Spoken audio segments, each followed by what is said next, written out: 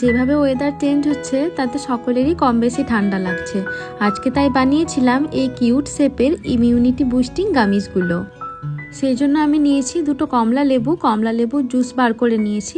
তারপরে নিয়েছিলাম অল্প একটু কাঁচা হলুদ আর আদাটারও জুস বার করে আমি 1 চামচ মতো ওর মধ্যে মিশিয়েছি। আর নিয়েছিলাম 1 টিস্পুন আগার আগার পাউডার। আমি আগার আগার পাউডারটা প্রথমেই জলে গুলে নিয়েছি, যাতে পরে ওটা দিতে গেলে জমাট বেঁধে না যায়। জুসটা হালকা গরম হয়ে আসলেই ওর মধ্যে আমি আগার আগার পাউডারটা দিয়ে ভালোভাবে ফুটিয়ে নিয়েছি। একটু ঘন হয়ে আসলেই ওর মধ্যে মিষ্টির জন্য দিয়েছিলাম মধু। আমি এখানে 3 চামচ মধু ব্যবহার করেছি। তারপর ওটা একটা সিলিকন মোল্ডের মধ্যে অল্প অল্প করে দিয়ে ফ্রিজে সেট করতে দিয়েছিলাম 1 ঘন্টা মতো। আপনাদের কাছে যদি সিলিকনের মোল্ড না থাকে আপনারা যে কোনো বাটির মধ্যেও এটা সেট করতে দিতে পারেন। ভিডিওটা কেমন লাগলো অবশ্যই জানাবেন।